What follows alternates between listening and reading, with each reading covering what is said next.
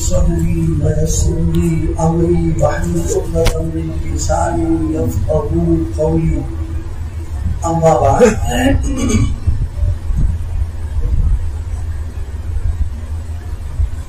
قال النبي صلى الله عليه وسلم المسلم من سلم المسلمون بلسانه ويده وقال النبي صلى الله عليه وسلم المؤمن من أمنه الناس وقال النبي صلى الله عليه وسلم أحب الأعمال إلى الله سرور يدخله في مسلم أو كما قال عليه الصلاة والسلام.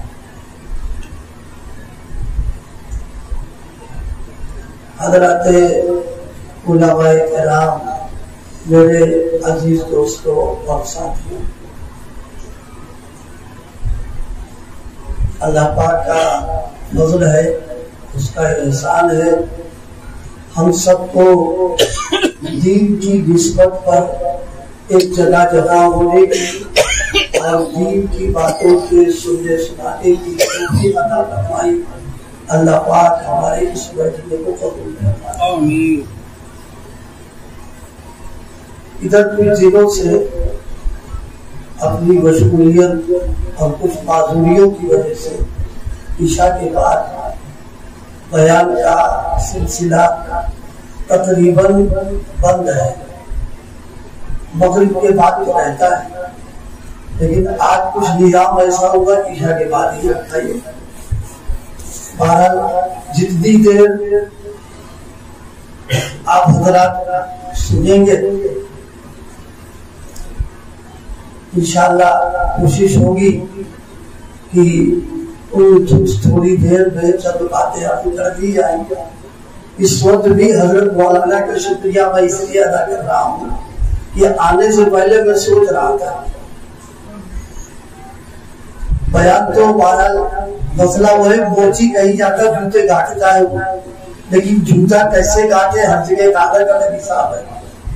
تو میں سوچ رہا تھا یہاں کیا آپ حضرات کی خدمت میں کیا بات کر رہا تھا، کیونکہ ایک مدرسے میں پروگرام ہے، لیکن مجمع عوامی یہاں بیٹھا ہوا ہے۔ تو اب میں اس فکر میں تھا کہ مدرسے کی رعایت کریں تو مضمون دوسرا ہونا چاہیے، آپ حضرات کی رعایت کریں تو مضمون دوسرا ہونا چاہیے۔ اللہ پاک حضرت مولانا کو جزائے خیر دے، انہوں نے ایک موضوع چھیڑ دیا، اب وہ باقی بڑے کام کا ہے۔ اسی مناسبت سے میں نے 3 روایتیں پڑھی ہیں، تینوں کی تشریح پوری تو میں نہیں کر پاؤں گا، ترجمہ انشاءاللہ کر دوں گا اس کا۔ دیکھیے، اللہ پاک کی سب سے بڑی نعمت ہم لوگوں کے لیے ہے کہ اللہ پاک نے ہم کو مسلمان بنایا، ایمان کی نعمت نصیب فرمائی، حضرت نبی کریم صلی اللہ علیہ وسلم کا امتی بنایا۔ یہ اللہ پاک کی سب سے بڑی نعمت ہے، بنیادی نعمت ہے۔ اسی نعمت کی بنیاد پر ہم اپنے آپ کو مومن کہتے ہیں، ہم اپنے آپ کو مسلمان کہتے ہیں، اور دنیا بھی ہم کو مسلمان سمجھتی۔ لیکن اس وقت جو توجہ دلانا ہے مجھے صرف اتنا کہ مسلمان کی پہچان کیا ہے، مسلمان کی شناخت کیا ہے۔ اسے نماز میں بیٹھو، ایسے بیٹھو، یہ تو سائیکل اسٹیک پر لگا دی، تم نے سونے کی تکلیف ہے یار، یہاں بیٹھو، ہماری طبیعت جو ہے متاثر ہونے لگتی ہے۔ میں تھوڑا سا بہت کمزور ہوں نا جسمانی ہر اعتبار سے، تو تھوڑا سا ہم لوگ کو ہونے لگتا ہے، تھوڑا بھائی آگے بیٹھو نا۔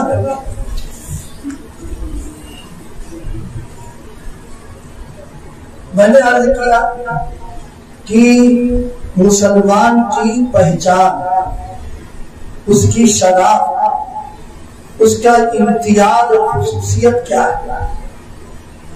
ظاہر سی بات ہے، دنیا میں جتنی بھی چیزیں ہیں ہر ایک کی کچھ نہ کچھ شناخت ہوتی ہے، اس کی پہچان ہوتی ہے۔ جیسے پھل فروٹ ہوتے ہیں، ہر پھل کی اپنی ایک پہچان ہے، اس کی ایک شناخت ہے، ہر ایک کا اپنا ایک ذائقہ ہے، اس کی وجہ سے معلوم ہو جاتا ہے کہ فلاں پھل ہے۔ ایک شخص مثال کے طور پر اس کے منہ میں سیب ڈالیے، فوراً بتا دے گا، وہ نہیں کہے گا کہ امرود ہے یہ، بلکہ فوراً بتائے گا کہ سیب ہے۔ اگر انگور ڈال دیا تو وہ کہے گا کہ یہ انگور ہے، کیونکہ ذائقے سے پہچان دیتا ہے۔ تو جس طریقے سے اللہ پاک نے دنیا کی چیزوں کی شناخت اور پہچان رکھی ہے، اسی طریقے سے مسلمانوں کی بھی ایک پہچان ہے، ایک اس کی شناخت ہے۔ ذہن میں رکھیے گا، مسلمانوں کی ذمہ داریاں میں نہیں بتا رہا ہوں، اس وقت ان کی پہچان اور شناخت بتا رہا ہوں، ان کا امتیاز۔ مسلمانوں کی ذمہ داریاں تو بہت ساری ہیں، وہ ایک ایسا موضوع ہے جو شاید تھوڑی دیر میں کہہ بھی نہ پاوے گا۔ ان کی پہچان کیا ہے؟ ان کی پہچان حضرت نبی کریم صلی اللہ علیہ وسلم نے ان تینوں ارشادات گرامی میں اس کو بیان کیا ہے کہ مسلمان کس کو کہتے ہیں۔ میں اور تھوڑی سی وضاحت کر دوں، جس طریقے سے ہر درخت کو اس کے پتوں سے پہچانا جاتا ہے، جڑ سے درخت کو نہیں پہچان سکتے آپ، اس لیے کہ جڑ میں یکسانیت ہوتی ہے، اس میں ظاہر تو سب بالکل برابر ہوتے ہیں، ان کی پہچان جو ہوگی پتوں سے ہوگی۔ پتا جیسے ہی دیکھیں گے آپ کہیں گے یہ امرود ہے، یہ آم ہے، یہ سیب ہے، یہ انگور ہے۔ تو جس طریقے سے درختوں کی شناخت پتوں کے ذریعے سے ہے، اسی طریقے سے مسلمان کی پہچان اسلامی معاشرت کے ذریعے سے۔ اگر اس کا رہنا سہنا، اس کا اٹھنا بیٹھنا، اس کی چال ڈھال، اس کے اندر سلامتی موجود ہے، اس کے اندر امن موجود ہے، اس کی سوچ اچھی اور فکر اچھی ہے، یہ مسلمان کی شناخت ہے۔ مسلمان کا مزاج تقریب پسند نہیں ہے، مسلمان کا مزاج تعبیر پسند ہے، مسلمان کا مزاج امن والا ہے، خیر خواہی والا ہے، خیر اندیشی والا ہے۔ مسلمان کسی کے ساتھ بدخواہی نہیں پسند کرنا، یہ مسلمانوں کی سب سے بڑی شناخت اور پہچان۔ رسول پاک صلی اللہ علیہ وسلم نے سب سے پہلی میں نے جو روایت پڑھی ہے، میرے آقا حضرت نبی کریم صلی اللہ علیہ وسلم نے فرمایا مسلمان کس کو کہتے ہیں، اس کی پہچان کیا ہے۔ دیکھیے، ہم چاہے کتنے بڑے عبادت گزار ہوں، تہجد گزار ہوں، اوابین، تسبیحات، ذکر ہم جو کچھ کرتے ہیں، یہ ہمارا اپنا اللہ کا معاملہ ہے۔ کسی کو اس بارے میں کوئی معلوم ہی نہیں ہے، بس ہم جانتے ہیں، ہمارا اللہ جانتا ہے۔ لیکن ہمارا جو اسلام کی جو پہچان ہے، شناخت ہے، وہ یہ کہ جب ہم لوگوں کے ساتھ رہتے سہتے ہیں، ان کے ساتھ زندگی گزارتے ہیں، اس وقت معلوم ہوتا ہے کہ ہم کتنے بڑے مسلمان ہیں اور کس درجے کے مسلمان ہیں۔ اگر کسی کے لیے ہمارے دل میں بدخواہی ہے، بداندیشی ہے، ہم اس کی برائی چاہتے ہیں، نقصان پہنچانا چاہتے ہیں، ضرر پہنچانا چاہتے ہیں، تو یاد رکھیے چاہے کتنے بڑے عبادت گزار ہو جائے ہم نے اپنی شناخت اور پہچان کھو دی ہے۔ ہم میں اور جانور میں کوئی فرق باقی نہیں ہے۔ آپ بتائیے، جانور دوسرے جانور کو جب دیکھتا ہے تو کیا اس کو خوش آمدید کہتا ہے یا اس کو بگانے کی کوشش کرتا ہے، اس کو دبانے کی کوشش کرتا ہے، مارنے کی کوشش کرتا ہے، اذیت اور تکلیف پہنچاتا ہے؟ اگر ایک مسلمان کی زندگی ایسی گزر رہی ہے کہ گھر والے بھی پریشان، پڑوس کے لوگ بھی پریشان، محلے کے لوگ بھی پریشان، اور اس وقت ہر وقت اس کا ذہن ہی چلتا رہتا ہے اس کو کیسے نقصان پہنچا دے، اس کو کیسے تکلیف پہنچا دے، کیسے اذیت پہنچا دے، کسی کو ترقی کرتا ہوا دیکھ رہا ہے، اب فکر وہ ہے اس کی ٹانگیں کیسے کھینچے اور اس کو کیسے ذلیل کر دے اور کیسے اس کو گرا دے۔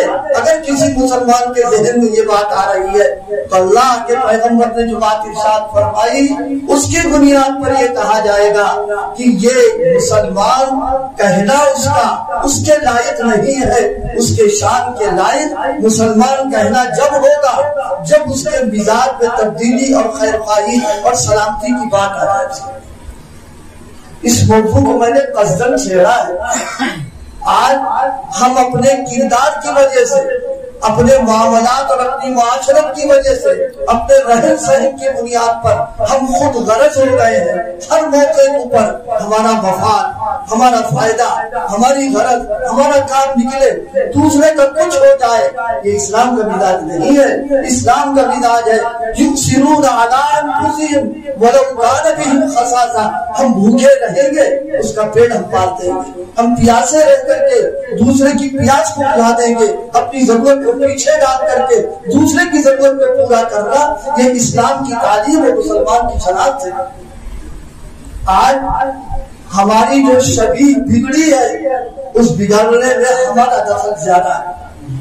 آج ہمارے سلسلے میں ذہنوں میں جو بات پیدا ہو گئی ہے کہ یہ تخریب پسند ہوتے ہیں، یہ لڑاکو ہوتے ہیں، ان کا مزاج یہ ڈرنے پھرنے کا ہوتا ہے، اس میں ہمارے کردار کا دخل زیادہ ہے۔ غیروں کے ساتھ نہیں، ہم اپنوں کے ساتھ آپ سے بتا رہے ہیں، ہم ایک گھر میں رہ رہے ہیں، گھر کے ہم بڑے ذمہ دار ہیں، لیکن جب ہم گھر پہنچتے ہیں تو بیوی بچوں کا ہمارے سلسلے میں کیا دخل ہوتا ہے؟ بیوی بھی ڈر رہی ہے اللہ خیر کرے اب آ گئے دیکھو کیا ہوتا ہے، اور بچے بھی جناب والا ہمارے خوف کی طرح بھاگے بھاگے گھومنے کے ابا آگے دیکھو کیا ہوتا ہے، اور پڑوسی بھی ڈر رہا ہے۔ رسول پاک صلی اللہ علیہ وسلم نے ایک موقع پر ارشاد فرمایا واللہ لا یؤمن واللہ لا یؤمن واللہ لا یؤمن، 3 بار فرمایا، قسم دے کے فرمایا۔ یہ روایت مضبوط ہے، پکے درجے ہے۔ یہ میں نے آپ کے سامنے کہنا نہیں چاہیے تھا، لیکن اب بڑی مصیبت آ گئی کہ جب کوئی روایت نقل کرتے تو لوگ اس کو توڑتے ہیں، اور آپریشن کے لیے کیوں کانٹا لیے بیٹھے ہوئے چھری، اس لیے میں نے کہا بھائی مضبوط روایت بیان کریں۔ اب تو روایت بیان کرنے میں بھی تھوڑا سا وہ ہوتا رہتا ہے، ہم قسم کے لوگ۔ ایک وقت تھا کہ علماء پر اتنا اعتماد تھا، اتنا اطمینان تھا کہ وہ کوئی بات اگر کہہ دیتے تو بس اب پکی ہے، نہ اس کی تحقیق ہے، نہ اس کی ریسرچ ہے، نہ دیکھنا ہے، نہ بالنا ہے۔ اب اتنا علماء سے دوری ہماری بڑھتی چلی جا رہی ہے، اور سچی بات دوری نہیں بدگمانی ہوتی جا رہی ہے۔ علماء کے سلسلے میں دل کا صاف نہ ہونا، ضمنی بات عرض کر رہا ہوں، علماء کے سلسلے میں ذہن کا صاف نہ ہونا، بدگمانی ہونا، سوء ظنی ہونا، یہ اپنے دین سے ہاتھ دھلنے کا ہم نے گویا قدم اٹھا لیا ہے۔ اس لیے جو روایت میں سنا رہا ہوں مضبوط روایت ہے۔ حضور نے کیا فرمایا واللہ لا یؤمن واللہ لا یؤمن واللہ لا یؤمن، 3 بار قسم کھائی۔ اللہ قسم مومن نہیں، اللہ کی قسم وہ مومن نہیں، اللہ کی قسم وہ مومن نہیں۔ رسول پاک صلی اللہ علیہ وسلم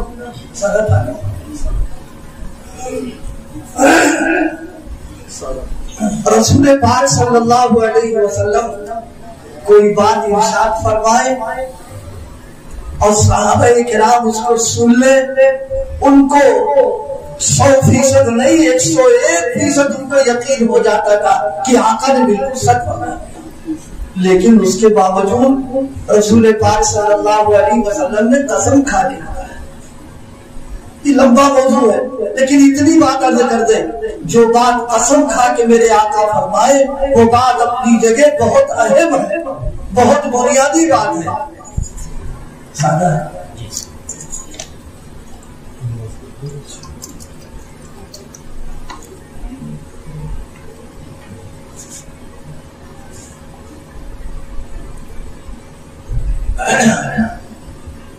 صحابہ نے پوچھا قیل حضور یا رسول اللہ، حضور یہ جن کے بارے میں آپ فرما رہے ہیں اور قسم کھا کے فرما رہے ہیں، اور 3 بار قسم کھا کے آپ نے فرمائے، کون لوگ یعنی کون بدنصیب ایسا ہے کہ جس کے بارے میں آپ گویا فرما دیا کہ ایمان اس کے پاس ہے نہیں؟ آپ نے فرمایا من لا یأمن جارہ بوائقہ، فرمایا کہ جس کا پڑوسی اس کے شر سے ڈر رہا ہے، مطمئن نہیں ہے، خطرہ لگا ہوا ہے کہ کم میری عزت و آبرو کو لوٹ لے، کم مجھ کو نقصان پہنچا دے، کم میرے گھر کے اندر فساد پھیلا دے۔ فرمایا کوئی مومن اگر اس طرح سے رہ رہا ہے تو فرمایا کہ اپنے آپ کو مومن نہ سمجھے، وہ مومن وہ ہے جو امن کا پیغام دینے والا ہے، اور بدعملی کا معاملہ اگر کر رہا ہے تو آقا فرماتے واللہ لا یؤمن، اپنے آپ کو مومن نہ کہنا ہے، میرے شیخ اللہ پاک ان کی قبر قبول سے کرے. حضرت ایک بات فرماتے تھے میاں چلتے ہوئے کسی کو مار دینا تکلیف پہنچا دینا فرمائے تو بچھو کا معاملہ ہے اور سانپ اور بچھو جب چلتا ہے تو ڈستا ہے کہ نہیں ڈستا ہے. فرمایا کہ اگر مسلمان بھی یہی کام کر رہا ہے وہ حیوانیت کو اترا گیا اور وہ اپنے آپ کو گویا اپنے عمل سے بچھو اور سانپ والا طریقہ اختیار کر رہا اور رسول اللہ کے طریقے سے ہٹ رہا ہے. مسلمانوں آج کے دور میں سب سے زیادہ ضرورت اس بات کی ہے کہ ہم اپنی معاشرت کو تبدیل کریں اور اپنے اندر انقلاب پیدا کر دیں. کہ ربیع الاول کا جو مہینہ ہے یہ صرف خوشیوں کے لیے نہیں آیا, صرف جشن کے لیے نہیں آیا, بلکہ آقا رحمت للعالمین بن کر کے آئے ہیں. تو اس امتی کو زندگی ایسی گزارنا ہے کہ جس علاقے میں بھی رہا ہو وہ رحمت بن کر کے زندگی گزارے. اگر زحمت بن کر کے زندگی گزار رہا ہے یہ امتی ہونے کا حق ادا نہیں کر رہا ہے. کیسے تھے ہمارے اکابر اور کیسا ان کا معاملہ تھا. میں ایک واقعہ آپ کو عرض کروں. حضرت سید احمد کبیر رفاعی رحمت اللہ تعالیٰ نے بڑے جلیل القدر صلحاء اتقیاء علماء کے اندر ہے اور بڑے پیر پیران پیر سیدنا شیخ عبد القادر جیلانی کے معاصرین میں اور سادات میں سے ہیں. اتنے بڑے لوگوں میں ہیں, اتنے بڑے لوگوں میں ایک واقعہ ذکر کا اور یہ سب علماء تشریف فرما ہے. ان کی خدمت میں ایک بات کرنا ہے. حضرت سید احمد کبار کبیر رفاعی رحمہ اللہ حج میں تشریف لے گئے. چونکہ سادات میں سے تھے, جب روزے پاک میں ان کی حاضری ہوئی ہے تو انہوں نے عرض کیا یا رسول اللہ وہ عربی کے جملے کی سب نہیں ہو رہا, ترجمہ اس کا مفہوم ادا کر رہا ہو کہ لانا جان ہم دور رہتے تھے اور آپ کی خدمت میں سلام بھیجا کرتا تھا, مقدر سے روزے پاک پر حاضر ہو گیا ہوں, بچی چاہ رہا کہ مسافہ ہو گیا. روزے پاک پر پہنچنے کے بعد دعا کی درخواست کی کہ مسافہ ہو جائے. دیکھو ناز کرنے کے لیے ناز والا چہرہ بھی چاہیے. اگر بدصورت ناز کرے گا گندے بجے. یہ میں اس لیے عرض کر رہا ہوں کہ آپ سوچ رہے ہو ہم بھی درخواست کر دیں ہمارے ساتھ بھی ہو جائے گا. نہیں, وہ اس حوصلے کے لیے اپنے آپ کو بنانا پڑے گا, کچھ کرنا پڑے گا, کچھ مجاہدہ مشقت برداشت کرنا پڑے گی, تب یہ نعمت ملا کرتی. حضرت نے جیسی درخواست کی کہ نانا جان حاضر ہے مسافہ ہو جائے. سارے حجاج نے دیکھا حضرت حکیم محمد نور اللہ برقدر تقریباً 90,000 حاجیوں کی تعداد کی ہے. جس موقع پر جب یہ واقعہ پیش آیا ہے روزے پاک سے ہاتھ ظاہر ہو گیا اور یہ کھڑے دوڑ کر کے گئے اور جا کر کے مسافہ کر لیا. آپ بتاؤ اگر ہم کو یا آپ کو یہ نعمت ملتی تو ہم پر کیا اثر آتا؟ وہ تو بہت بڑی بات ہے. اگر ایک ہفتہ تہجد پڑھ لینا ہم تو ہم سمجھتے ہیں کہ اب کوئی ہمارے مقابلے میں نہیں ہے, کسی کو تہجد گزار ہوگا. حضرت نے کیا حال, حضرت نے فوراً اپنے آپ کو سنبھالا کہ اتنی بڑی نعمت مل گئی, ایسا نہ ہو کبر پیدا ہو جائے, بڑائی آ جائے. فوراً وہیں پر لیٹ گئے اور سارے حجاج سے فرمایا کہ میری گردن پر پیر رکھ کر کے ملے. جن لوگوں نے اس کو دیکھا تھا وہ سوچ بھی نہیں سکتے تھے کہ اتنا بڑا آدمی کی جس کی درخواست پر ہاتھ ظاہر ہو اور اس پر گردن کا چکر نکلا جائے. تو آپ نے فرمایا کہ قسم ہے تم سب کے اوپر کہ میرے اوپر تم پیر رکھ کر کے ملے. آپ کو معلوم ہے ایک بزرگ اس وقت حاضر تھے, ایک بزرگ اس کے اوپر حاضر تھے. تو ان سے کسی نے پوچھا کہ آپ نے جب اس نعمت کو ملتے ہوئے دیکھا تو آپ کے اوپر کیا اثر تھا؟ بڑی عجیب بات کہی, کہا میری کیا اوقات ہے, فرشتے رشک کر رہے تھے کہ کون غلام آ گیا ہے کہ آقا کو مسافہ کرنے کے لیے اس کا ہاتھ آگے بڑھا دیا. اور آگے کی بات فرمائی کہ اگر کسی نے پیر رکھ کر کے کوئی نکلے گا تو اللہ کو جلال آ جائے گا کہ ہمارے ایسے مقبول بندے پر تم پیر رکھ کر کے نکلتے ہو. یہ ہمارے لیے کام کی بات نکل کر کے آ گئی. اللہ کوئی نعمت نصیب فرما دے، حفظ کی ہو، عالمیت کی ہو، افتاء کی ہو، حدیث پڑھانے کی ہو، فقہ کی ہو، کسی سے اجازت کی ہو، ہمارا حق نہیں ہے. یہ میرے اللہ نے بغیر استطاعت کے مجھ کو عطا فرمایا. اور اس نعمت کے ملنے کے بعد اگر ناز پیدا ہو گیا تو خطرے کی بات پیدا ہو جائے گی، اور نیاز مندی اگر پیدا ہو گئی یہ ترقی کا دروازہ کھل جائے گا.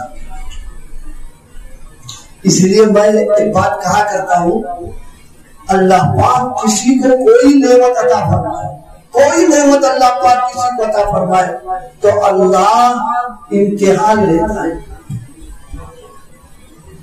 کہے کہ امتحان لیتا، امتحان یہ دیتا ہے کہ میں نے اس کو جو دیا ہے ملنے کے بعد اب اس کی فکر اور اس کی سوچ کیا ہے. اگر اس کی فکر اور سوچ یہ ہے کہ میری کوشش کا دخل تھا اور میرا دماغ ایسا تھا، میری صلاحیت ایسی تھی اور میں نے یہ کیا، میں نے وہ کیا، اس کی بنیاد پر ہم کو یہ ملنا چاہیے، ایک فکر یہ ہے. اور دوسری فکر یہ ہے مجھ جیسے نہ معلوم کتنے صلاحیت والے موجود ہیں، طاقت والے، قوت والے، علم والے موجود ہیں، ان کو نہیں دیا، مجھ کو عطا فرما دیا. یہ مجھ دینے والے کا کرم ہے. اگر نظر اپنے اوپر ہو گئی امتحان میں ناکام ہو گیا، اور نظر اللہ کی طرف ہو گئی وہ کامیاب ہو گیا. حضرت سید احمد کبیر انہی لوگوں میں تھے، نظر اللہ کی طرف ہو گئی اور نفس گڑبڑ نہ کرنے پائے، فوراً لیٹ گئے اور فرمایا میرے اوپر سے پیر کر لی. اللہ پاک نے یہ مقام کیسے دیا تھا؟ یوں ہی تھوڑی نہ دے دیا تھا، بڑے پاپڑ ملتے ہیں. دیکھو جسے جو کچھ بھی ملتا ہے، چاہے دین ہو چاہے دنیا ہو، اور رگڑی کھٹکڑ کھا کر کے ملتا ہے، بڑے بڑائی کسی کو کچھ نہیں ملتا. آپ کے شہر میں کوئی مالدار ہو اور اکیلے جا کے پوچھو اس سے یہ مالداری یہ دولت تمہیں جو ملی ہے کیا بیٹھے بیٹھائی مل گئی، موج مستی میں مل گئی؟ نہیں. پھر وہ اپنی داستان سنائے گا کہ ہمیں کیا کرنا پڑا تب جا کے ہم کو ملا ہے. اس لیے کوئی نعمت ملے تو نعمت کا حق یہ ہے دینے والے پر نظر ہو. حضرت سید احمد کبیر رضی اللہ عنہ کو یہ نعمت کیسے ملی؟ بڑے مجاہدوں کے بعد، بڑی ریاضتوں کے بعد. ان کی مجاہدے کی ایک بات تو سبق کی تھی، میں عرض کرنا چاہتا ہوں. حضرت کا معمول مبارک یہ تھا کہ اذان ہوتے ہی مسجد تشریف لے جاتے تھے. یہ ان کا ایک معمول تھا، اذان ہوئی فوراً مسجد گئے. ایک دن اتفاق سے اذان ہونے لگی، جانے کا ارادہ فرمایا تو جو کپڑا پہنتے تھے اس کا دامن لمبا تھا، جس بات لمبا کرتا پہنتے دامن لمبا تھا، اس دامن میں بلی سو رہی تھی. اب بڑی فکر ہو گئی ان کو. فکر یہ ہوئی کہ اذان ہو گئی، اب مسجد بھی جانا ہے. دوسری فکر بلی اللہ کی مخلوق ہے، اب نہ معلوم کب سے سوئی نہیں ہے، تھکی تھکائی سو رہی ہے. اب میں اس کو اٹھاؤں گا تو اس کو تکلیف پہنچ جائے گی. اس مخلوق کو بھی تکلیف سے بچانا ہے اور اللہ کے گھر بھی ان کو جانا ہے. مخلوق کو تکلیف سے بچانے کے لیے انہوں نے قربانی دی. لیکن اس قربانی کے ذکر کرنے سے پہلے ہم آپ سے پوچھیں اگر ہم اور آپ ہوتے تو کیا کرتے؟ ان کو چھوڑیے، میں اپنے ذات سے سلسلے میں خود سوچوں کہ اگر میرے ساتھ ہی معاملہ پیش آ جاتا تو میں کیا کرتا. ظاہر ہے بلی کی کیا اوقات ہماری نظر کوئی اوقات نہیں. یہاں تو جانوروں کو مارنا، بے ضرورت فضول ڈنڈا بجا دینا، زبان کھول کر کے گالی دے دینا، اس کو بھگا دینا، یہ عام ہے، کچھ احساس بھی نہیں ہوتا. لیکن حضرت کو احساس تھا کہ اللہ کی کمزور مخلوق ہے، اس کی بھی نیند نہیں ٹوٹنا ہے اور اللہ کے گھر بھی ہم کو پہنچنا ہے، مسجد کی حاضری دینا ہے. انہوں نے اپنا نقصان گوارا کیا. کیا نقصان گوارا کیا؟ انہوں نے قینچی منگوائی اور قینچی منگوانے کے بعد اپنا کرتے کا اتنا حصہ کاٹ دیا تاکہ یہ آرام کے ساتھ سوتی رہے، اور خود مسجد تشریف لے گئے اور اللہ کے دربار میں حاضری دی۔ آپ بتاؤ، ہم نے سنا دیا، آپ نے سن لیا، کیا ہم بھی کر لیں گے ایسا؟ جی نہیں، ہم تو اس کو اٹھا، ارے آج صورتحال تو بڑی عجیب ہماری ہو رہی ہے، یہ موقع نہیں تفصیلات کا کہ آج ہمارے جذبات کیسے ہو گئے، ہمارا ذہن، ہماری سوچ کیسی ہو گئی، ہماری فکریں کیسی ہو گئی۔ قرآن مجید میں ایک موقع کے اوپر اللہ پاک نے نبی والوں کا مزاج بیان کیا کہ نبی کے ماننے والوں کا مزاج کیا ہوتا ہے کہ وہ کسی کو اگر تکلیف پہنچتی ہے تو لا علمی میں، غیر شعوری میں ان کو تکلیف پہنچتی ہے، جان بوجھ کر چیوٹی تک کے تکلیف نہیں دیا۔ قرآن پاک نے ایک موقع پر اس کو ذکر کیا، سیدنا حضرت سلیمان علیہ السلام کی فوج نکل رہی تھی اور چیونٹیوں کا قافلہ جا رہا تھا، تو جو چیونٹیوں کا نگراں تھا، اس کا جو حاکم تھا، اس نے کیا کہا؟ اس نے چیونٹیوں سے کہا اپنے بلے میں داخل ہو جاؤ، کیوں؟ لا یحتمنکم سلیمان وجنودہ وہم لا یشعرون۔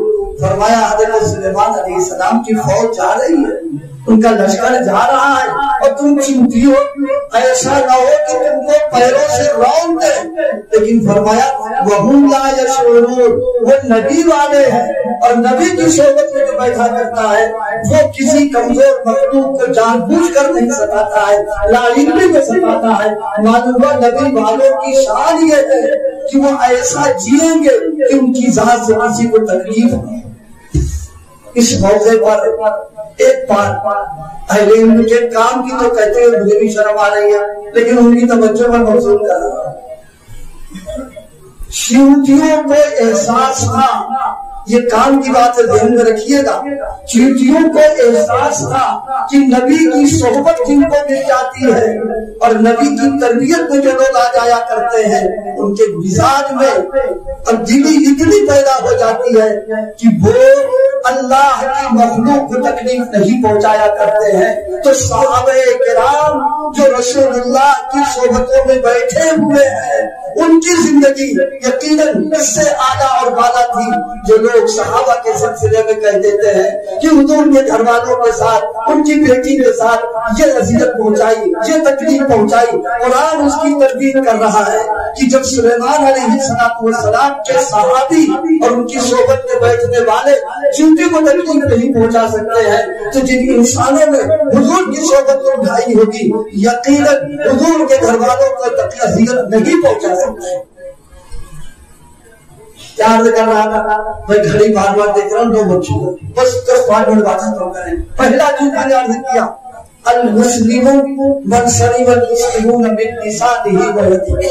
ایک وقت تھا ہم بھی ایسے تھے کہ مسکین ہمارے پڑوس میں رہنا لوگ اپنے لیے حفاظت کا ذریعہ سمجھتے تھے کہ ہم مسلمان کے پڑوس میں رہیں گے لہذا ہم محفوظ رہیں گے، جان بھی، مال بھی۔ اور آج ہم ایسے ہو گئے کہ آج ہمارے پڑوس میں کوئی رہنے کو تیار نہیں ہو رہا، ہمارا عزیز تیار نہیں ہو رہا، اس ڈر کی بنیاد پر کہ ہم اس کے پاس رہیں گے وہ مسلمانوں والا معاملہ نہیں کرے گا، وہ جانوروں والا معاملہ کرے گا۔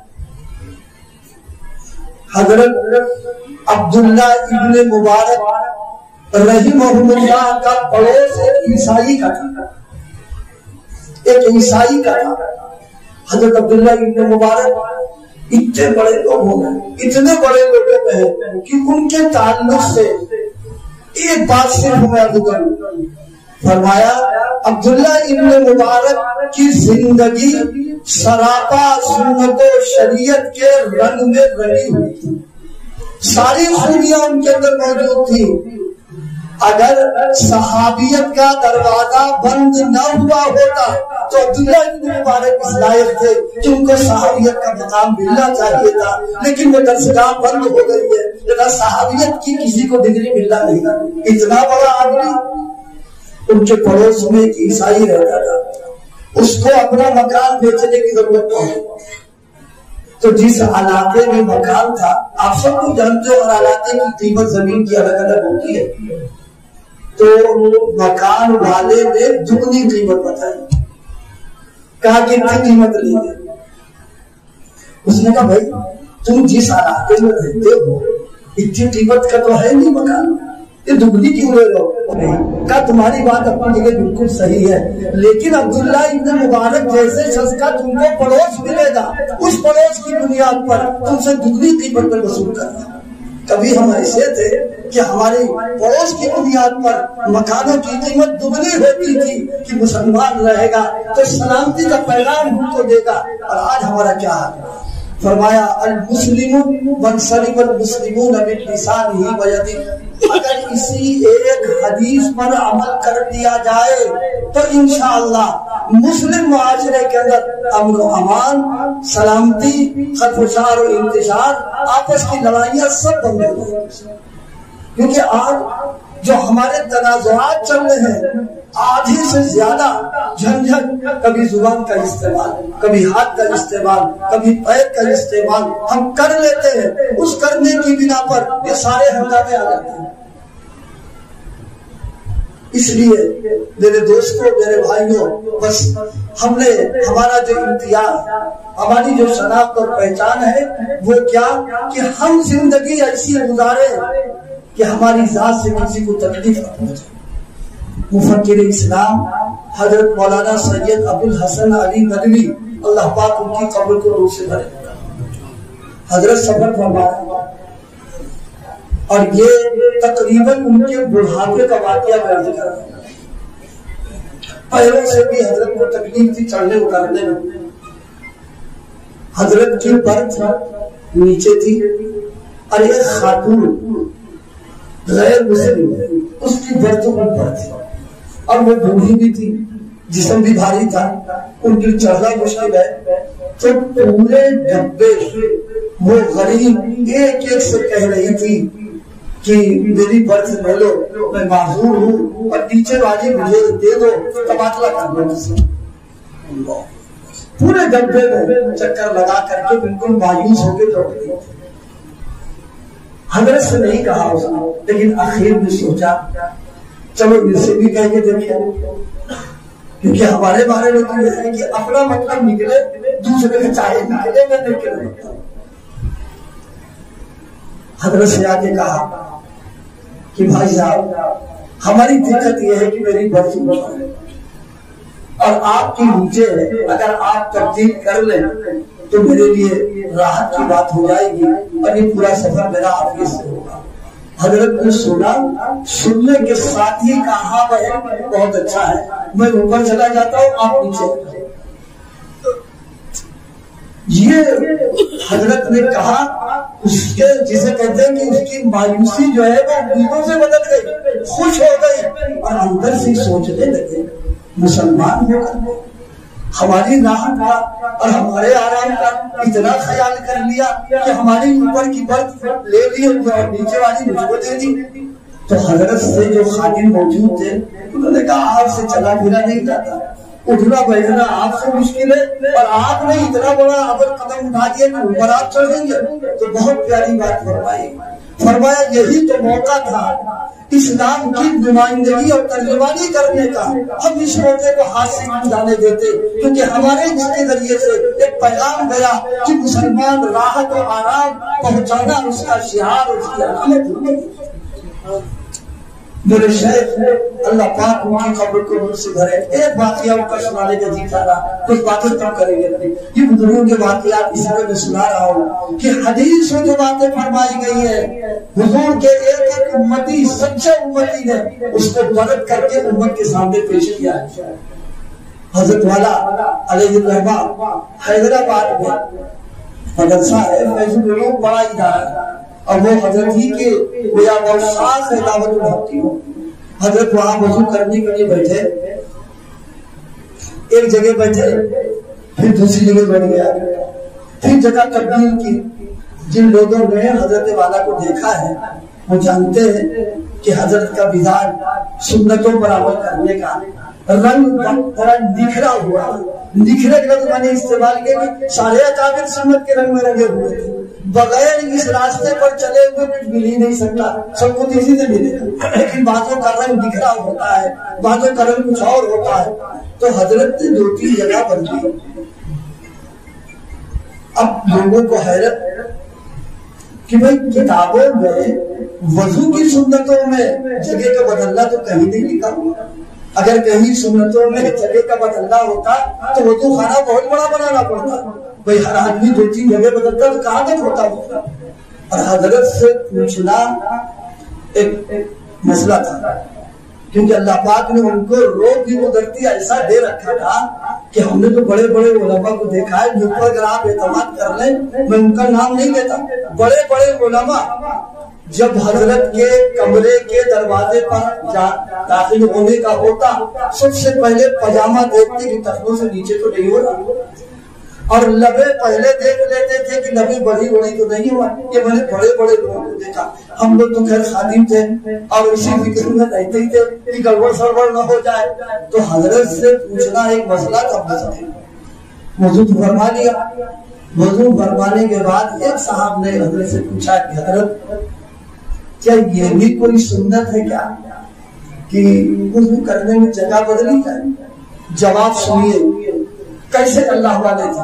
میں تو کہتا ہوں ولایت جو ہے، ولایت ملنے کا ایک دروازہ یہ بھی ہے کہ انسان اس فکر میں آ جائے کہ اللہ کی مخلوق کو مجھ سے کوئی تکلیف نہ پہنچے، اس کو قرب خداوندی ملے۔ حضرت نے فرمایا کہ میں تو بات یہ ہے کہ وضو کی سنت تو ہے نہیں، معاملہ یہ تھا کہ جب میں وضو کرنے کے لیے بیٹھا تو چیٹیاں سامنے آ گئی، اب مجھے فوراً خیال آیا کہ اللہ کی کمزور مخلوق ہے اور پانی کے بہاؤ میں یہ بہ جائے گی تو میری وجہ سے اس کی جان خطرے میں پڑے گی اور اس اپنے خاندان سے الگ ہو جائے گی۔ حضرت کا جملہ تھا کہ خاندان سے الگ ہو جائے گی، اس لیے میں نے جگہ پوچھا۔ اور جب دوسری جگہ گئے تو اب جناب والا وہاں بھی دیکھا چیٹیاں موجود ہیں، تو یہی پھر خیال آ کر کے تیسری جگہ بدل دی۔ آپ بتاؤ جو مسلمان چیٹی کو تکلیف نہیں پہنچا رہا ہے وہ انسانوں کو کیسے تکلیف پہنچا دے گا؟ یہ ہے مسلمانوں کا بیدار، مسلمانوں کا امتیاز، مسلمانوں کا شعار۔ اللہ یہ خصوصیت ہمارے معاشرے میں پیدا کر دے کہ ہم ایک دوسرے کے سلسلے میں ہمارا یہ جذبہ ہو کہ ہماری ذات سے تکلیف نہ پہنچے اس کو۔ آپ بتائیے اگر ہر گھر والا، ہر فرد یہ طے کر لے کہ کسی کو تکلیف نہیں پہنچائیں گے تو اس کے معاشرے میں سکون اور امن و امان ہوگا کہ نہیں ہوگا؟ ذہن صاف ہوگا کہ نہیں ہوگا؟ ہم مطمئن اپنے آپ ہو جائیں گے۔ اس لیے رسول اللہ صلی اللہ علیہ وسلم نے فرمایا کہ اعلیٰ درجے کا مسلمان وہ ہے۔ اور حضرت علامہ انور شاہ کشمیری نے ایک بڑی پیاری بات فرمائی، اس کو میں اپنے سادے الفاظ میں کروں۔ فرمایا اللہ پاک کی طرف سے کلمہ پڑھنے والے کو مسلم کی ڈگری ملی ہے۔ ڈگری سمجھ گئے؟ جیسے وکیل ڈاکٹر جب پڑھ لیتا ہے تو اس کو باقاعدہ ڈگری وکالت کی ڈاکٹری کی دی جاتی ہے۔ فرمایا اللہ پاک نے مسلمان ہونے کی ڈگری اس کو دے دی ہے۔ اگر کوئی شخص کسی کو ستا رہا اب وہ اس لائق نہیں ہے کہ یہ ڈگری اس کے پاس باقی رہے، اس سے چھین لینا چاہیے۔ حضرت نے اس حدیث کی روشنی میں بڑی قیمتی بات بیان کر دی۔ اب ہم سوچے کہ اس ڈگری کے ہم لائق ہیں کہ نہیں، یہ تو اپنا جائزہ لیں گے تو پتہ چلے گا۔ اللہ پاک نے یہ مفت عطا فرمایا ہے، لیکن اس کی قیمت، اس کی قدر ہم سب کو محسوس کرنا چاہیے۔ ہماری شناخت اور پہچان میں نے کیا عرض کیا؟ سلامتی والی، امن والی، خود غرضی کی نہ ہو، تخریبی نہ ہو، تعمیری ہو، فساد کی نہ ہو، امن و امان کی ہو، یہ ہماری پہچان ہے۔ اگر ہم لاکھوں میں بھی رہیں گے، نمایاں رہیں گے کہ یہ شخص امن پسند ہے، یہ شخص تعمیر پسند ہے، تخریب پسند نہیں ہے، یہ خیر خواہ